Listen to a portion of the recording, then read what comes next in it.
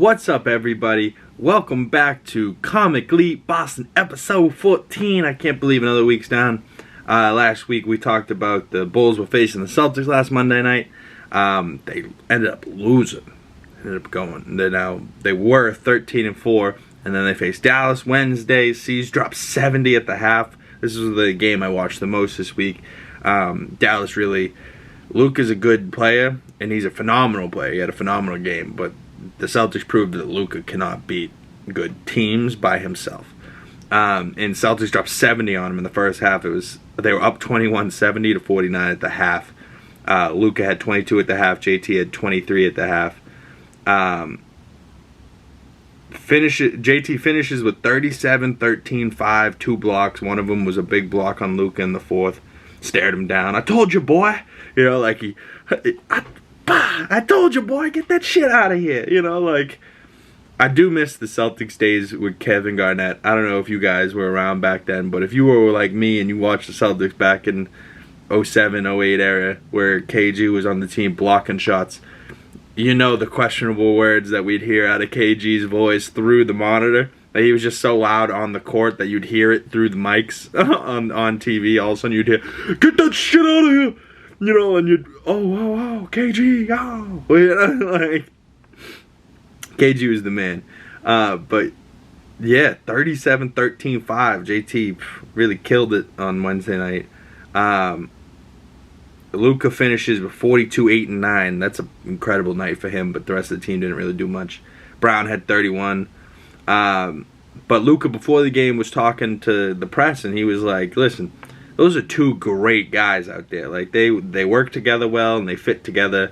And the two J's, JT and JB, they're tough to beat, and they're going to be real tough to beat for a long time to come.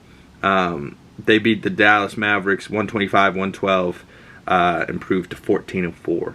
Then we faced the Kings on Friday night. The number 2 offense in the league. They had this one as like, oh, what's going to happen? Who knows? And the Celtics just beat up those young boys. 122-104 dub, improved to 15-4. JT had 30, 8-4, 8 rebounds, 4 assists. Brown had 25. And then we faced the Wizards. JT's boy Bradley Beal we faced last night. But JT had a rest night, you know, and the rest of the team picked up the fucking slack. No JT, the rest of the team was like, okay, it's our turn to get buckets.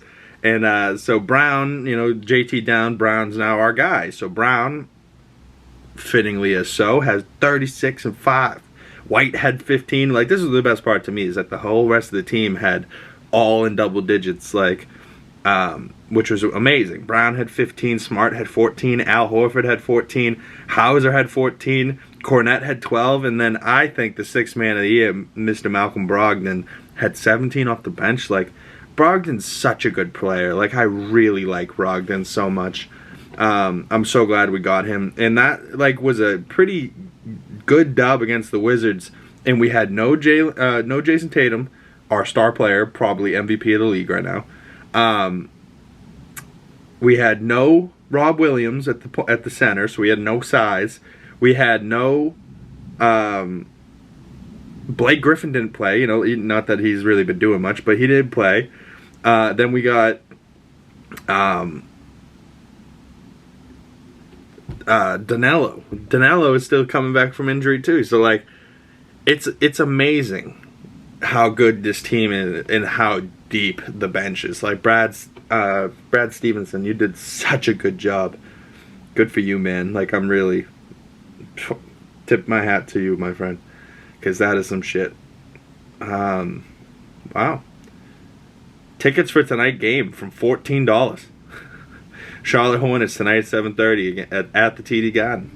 So I think that's gonna be a quick dub.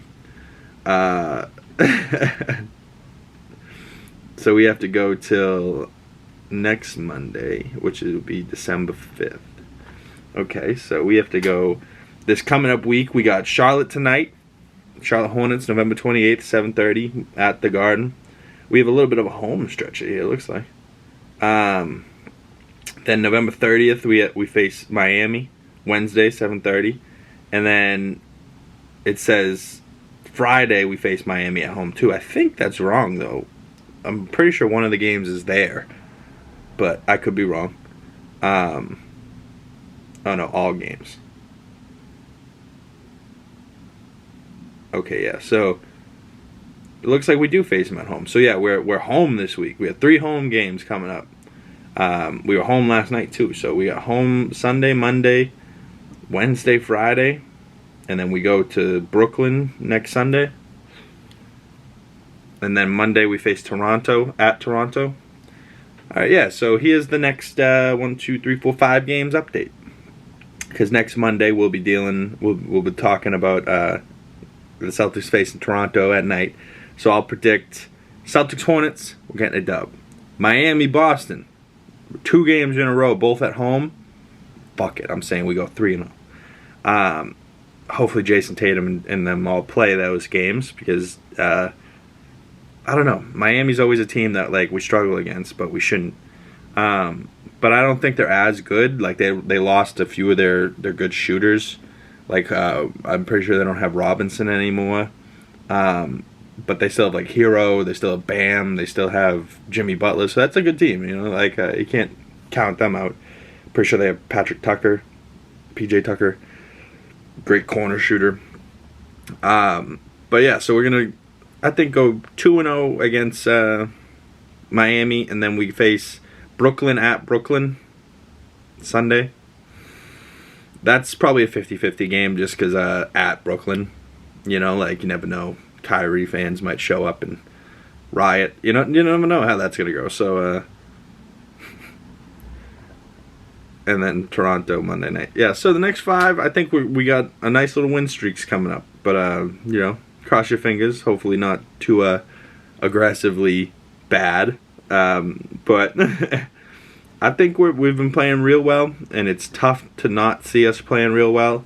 And I think we're going to continue to play real well for a long time this season. I can't complain with the Celtics at all right now. I really, really enjoyed them. So go Celtics tonight. Let me know down below what you got. You think we're beating the Hornets? I think Jason Tatum's going to have a 30-point night. I hope JB has a 30-point night. I do really love seeing both of them score 30, but I would really love to see one of them drop 50. You know what I mean? Like, I just want to see one of them have a night, bro. Like, just 40-something, 50 points. Like, just go off, man. But if one of them has 50 and the other one has 20, yeah, it's the same 70 points. But I don't know. I'd still rather see them both get 35 because Jason Tatum and Jaylen Brown both need to be all-stars this year. Just to be fair. And even like players like Marcus Smart, like he might not be an all-star for his scoring, but man, his defensive game is next level. So can't wait for that. We got another Lego video coming up this weekend. I'm wearing my Batman shirt. Shout out EpicHeroShop.com. They're the new Rockstar YouTube channel's merch page.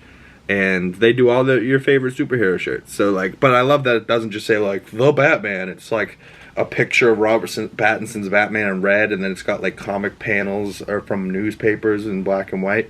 Just kind of like how the movie was. Like they always do shirts that are for that movie but aren't that movie. You know what I mean? Like they get it close enough that like somebody like me is like, oh, that's Batman. But enough that if I was wearing this out in public, people would probably be like, oh, that's Batman, but they wouldn't necessarily just point out and be like, oh, that's from that new one with Matt Reeves and Rob Pattinson, huh? Unless they were a real fan. And if you're a true fan and you went, oh, he's wearing Epic Hero Shop, then you're my type of people. Comment below. Send me a DM on Twitter. At me, retweet me, do something. You know, I'm always around. I'm always available. I'm definitely easy to contact. But, yeah, man, like, I really cannot wait for everything to come. You know, the Guardians holiday special just came out. That was awesome. You know, it's cute. I wouldn't say necessarily it's awesome, but it's a cute episode. You can't say that it's not a cute little Christmas movie.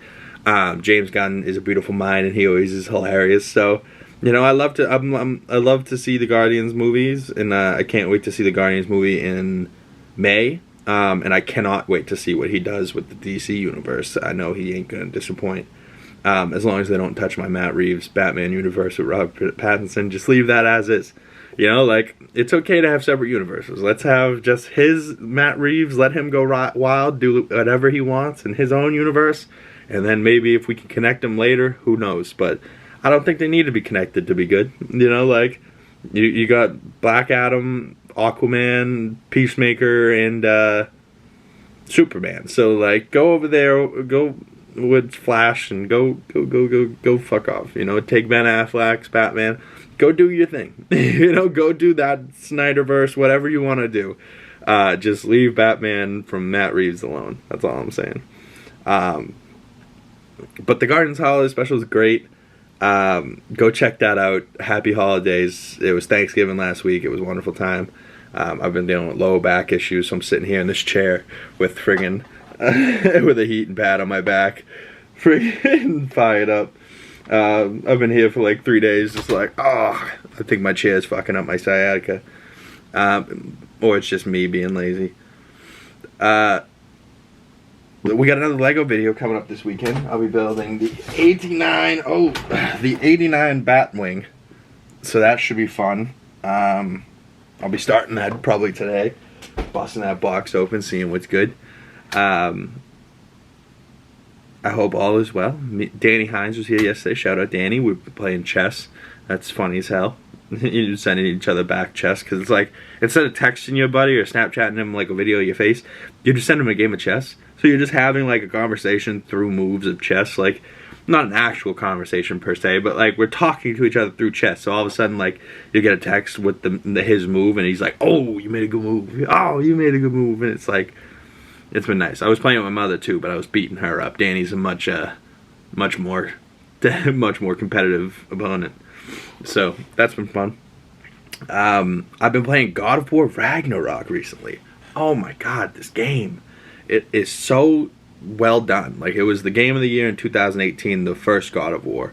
Or actually, I don't know if that was the first one, but that was the first in the new saga of games that they're doing. And Ragnarok would be the second, sequel to that. And Ragnarok picks up literally right where the last one ended, like the moment it ended. So you jump right back into it, and then you're right back into the story. But this one, I'm finding that they're having you go to multiple different realms, so that you're seeing all these different terrains and areas.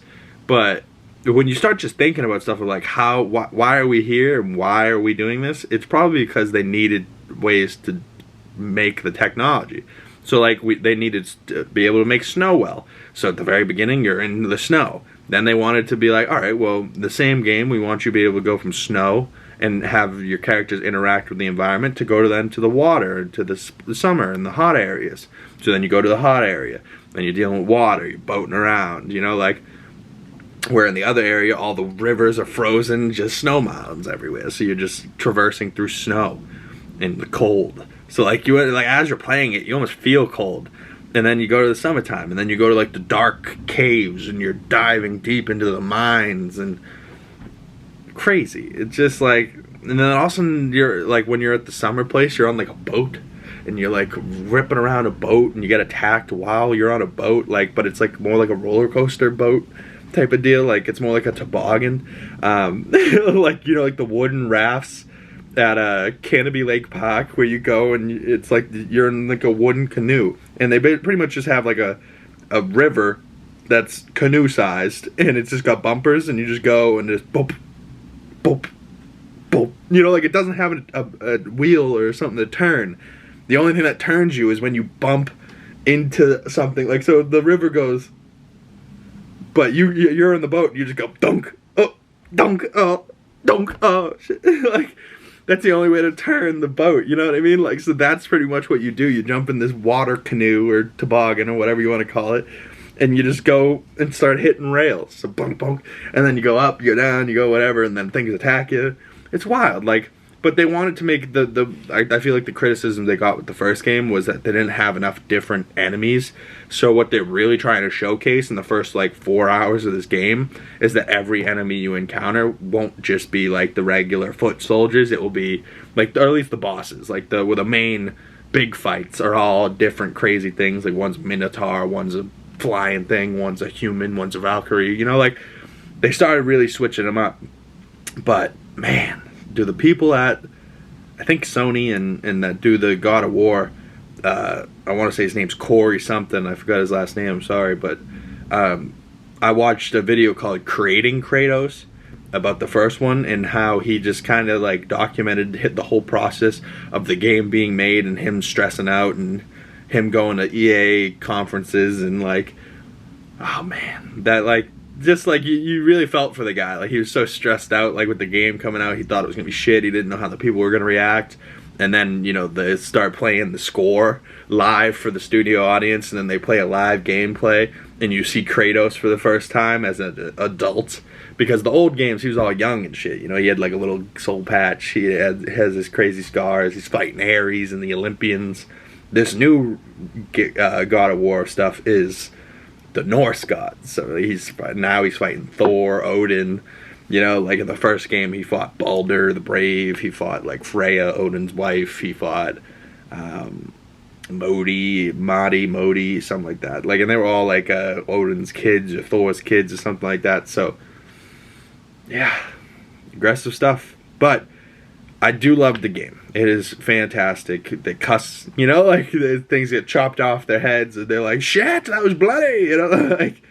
Shit happens that it should happen for a God of War wielding an axe and fire blades. Like, it's a good game, and it looks phenomenal, plays well. The story is awesome, and it's a game for me, definitely a game for me. Like a solo player like game where you can just take your time, and if I'm in the middle of it, I can pause, walk away for 18 hours, come back and be like, oh, I'm still in the same spot I was. Perfect. You know, like, that's the stuff I like. I like to be able to go, oh, the Celtics game's on. Pause, completely jump out of whatever I'm doing, and go watch the Celtics for a couple hours, come back and be like, oh, weird, I forgot where I was, but I'm right where I was. Work it. Like, it's perfect. So, that's my game of the week, God of War. Go watch Celtics games. Go read comic books. Do your thing. Do your thing. Watch the holiday special. Shout out James Gunn. I honestly wished it was a little bit longer, but it did everything it needed to do and wanted to do. Kevin Bacon, you know, like, it did everything it wanted to do, and it set up things for Guardians of the Galaxy, so it just teased it a little bit more. But I'm telling you, man, I'm missing like a Marvel show right now. Andor just ended the season finale, Andor, so Andor's amazing. Go check that out for yourselves. A lot of people didn't like that one, but I liked it. I thought it was good. I made my mother watch it with me. She liked it too. So if I make her watch it and she likes it, like, it's like a forced upon watch. So 90% of the time she's gonna be like, oh, I hate it. But if she likes it, it's good. You know, like, so that's how I know things are good, is if she's forced into it and then she likes it anyways. Like, she didn't need to, but she did. Alright, y'all, I'll wrap this up. We're getting pretty lengthy here. So, Hornets, Celtics tonight. Comment your game predictions down below. Do you think they're gonna win? Do you think they're gonna lose? Do you think the score will be close? Do you think it'll be a blowout? I don't know. You tell me. I'll see you in the next one. My name's Big Cam. My Instagram, my Twitter links down below. Follow me on social medias. Follow me. Subscribe to the YouTube channel. Welcome to Comically Boston, episode 14. I'll see you next Monday for episode 15. Peace out, y'all.